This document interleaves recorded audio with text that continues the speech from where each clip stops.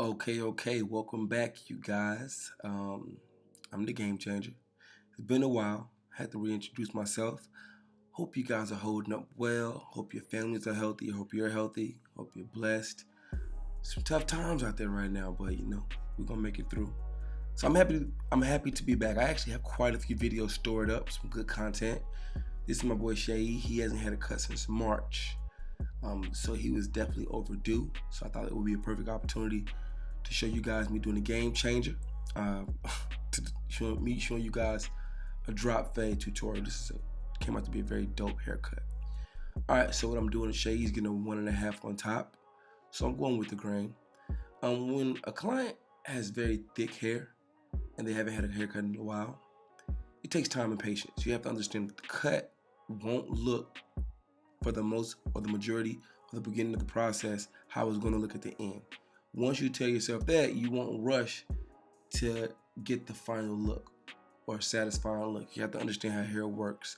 His hair has been in a standing up state or in a free state for a very long time. So what I have to do is a lot of manipulation. I'm going to cut the hair down. I'm going to comb the hair a lot, no brush. I'm going to put shaving cream or hot lather on his scalp. And I'm just going to work around and manipulate this hair to get it to the desired look. If you look, he has some thinner edges. I'm going to be very careful in that region to make sure that I don't take off too much, because you can take off hair, but you can't put it back on. So yes, I'm taking a 1.5 closed or open. I apologize, open. Okay, so when I say open, there's a lever on the side of the clipper. When you push that lever towards the back of the clipper, that's open. When you push it towards the blade or blade comb of the clipper, that's closed, which takes off more hair. So Shay E, he has thick hair, but he doesn't have dense hair.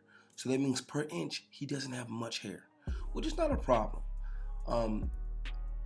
It's all on how you fade the hair. So through the process, like I said, it won't look too pretty as I'm fading it, but you'll gradually see the growth in the fade. I'll show you and I'll walk you through it.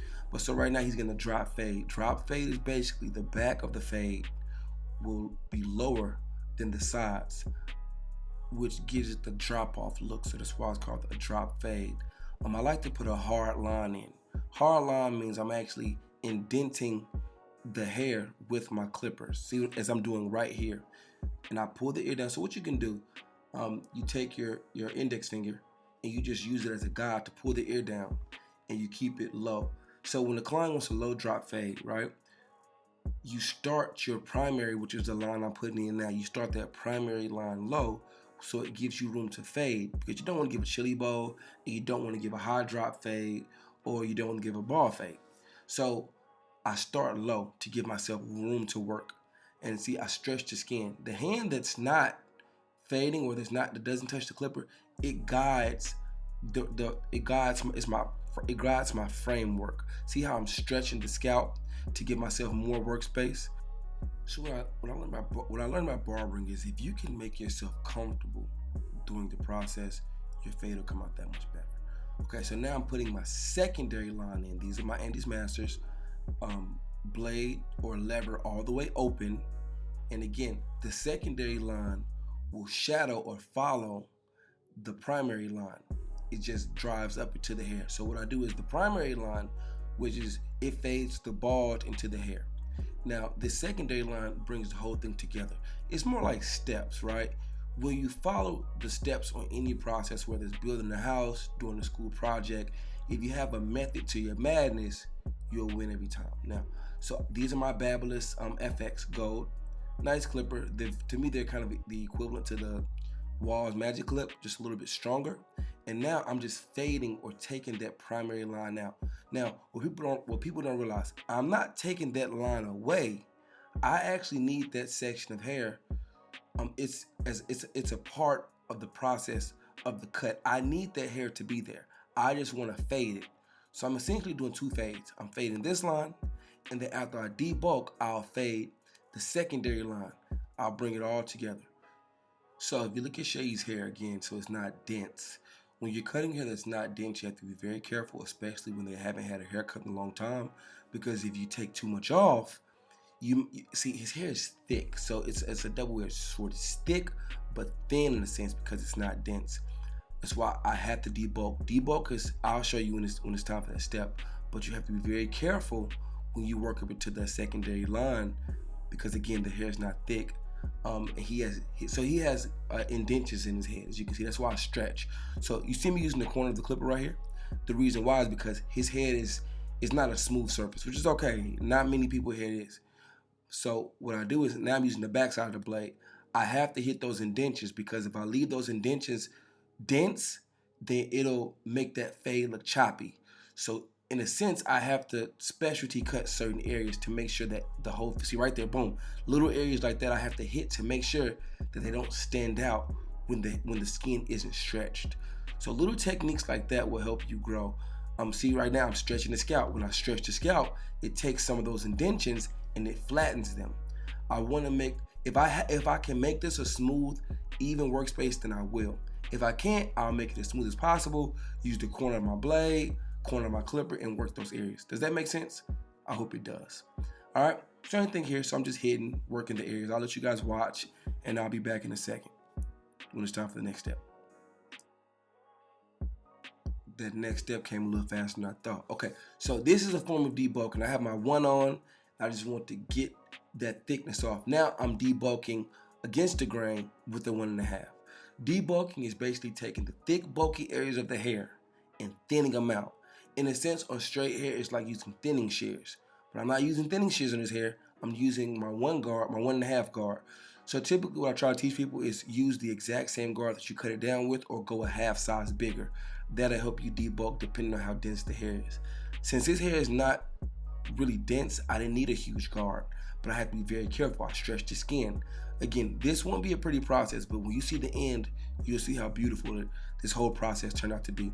But you debulk. Now, I don't want to dig into the hair. I want to lightly fade. So sometimes a way you can do this is use the back side of the clipper. So don't dig. Right now I'm digging in because I'm trying to get those edges, but when I go off into the top of the hair or the top of the bulk, I use the back side of the clipper. But yeah, debulking is basically just to thin your workspace out. See what I did? See how I thin this area out?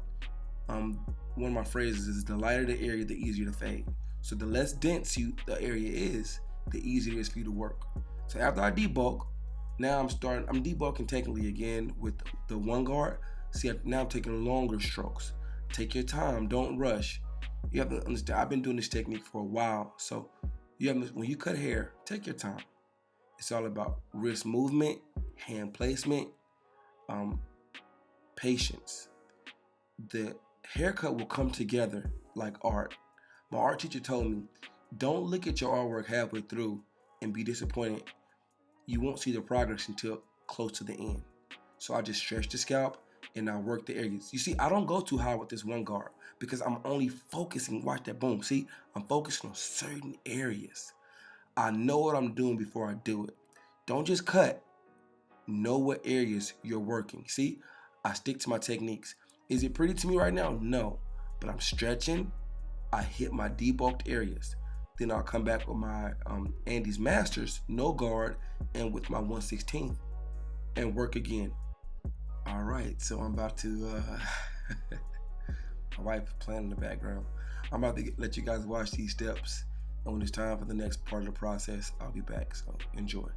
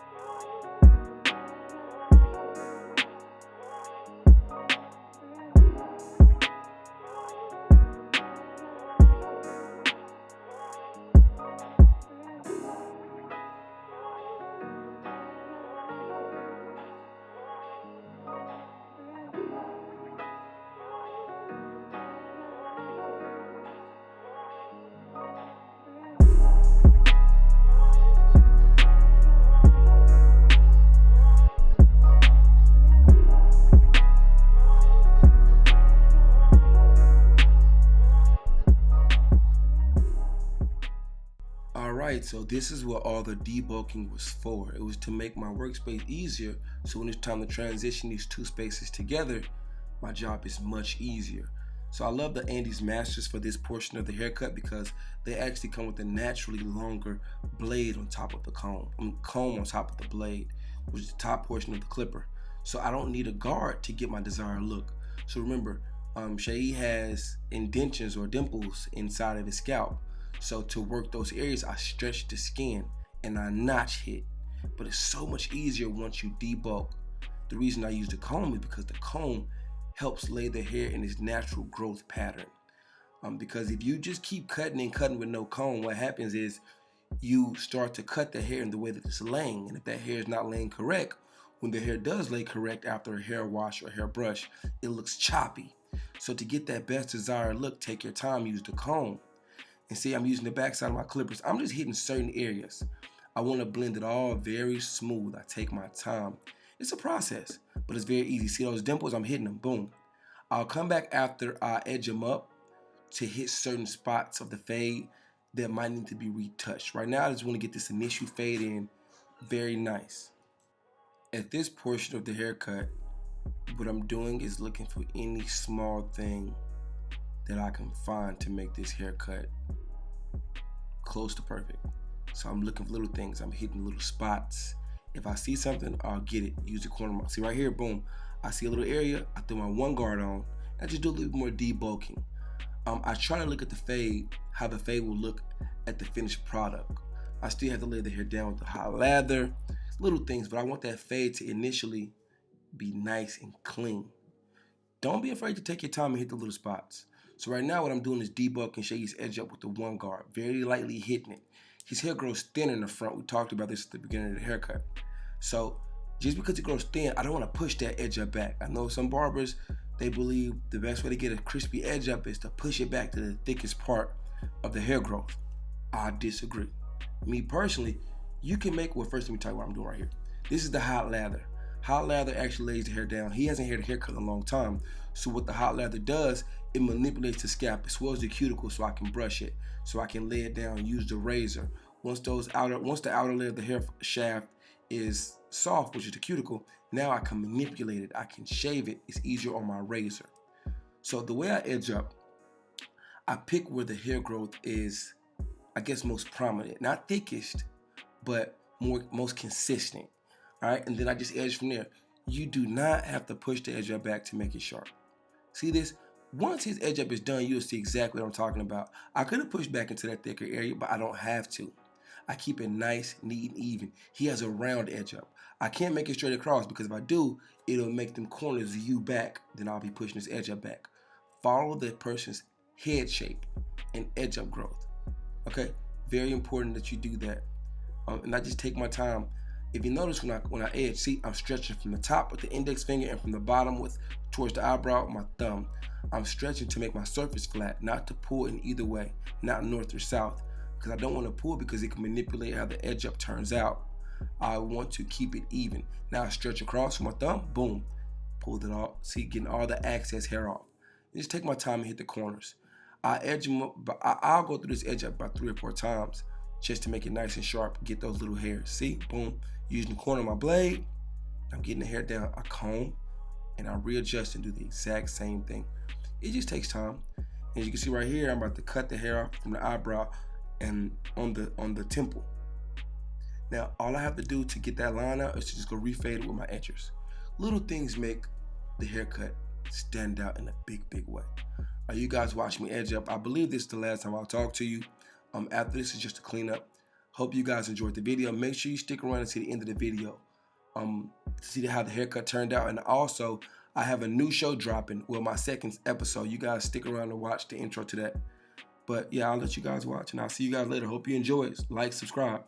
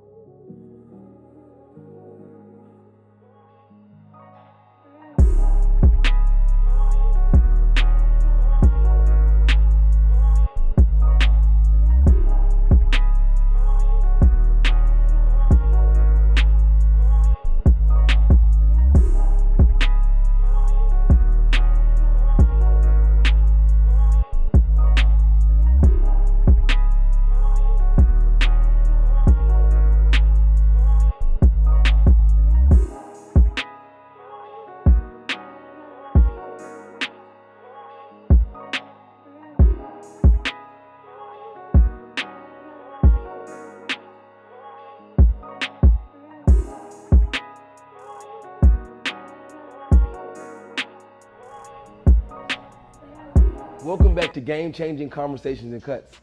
I'm your host, Devontae Wright, aka The Game Changer. And usually on my barber channel, I teach in the art of cutting hair. I instruct, I teach barber financing and how to grow in the industry as a barber or hairstylist or entrepreneur in general.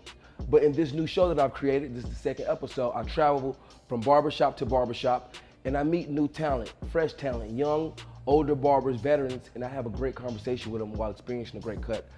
We talk about life, we talk about anything from barbering, the industry,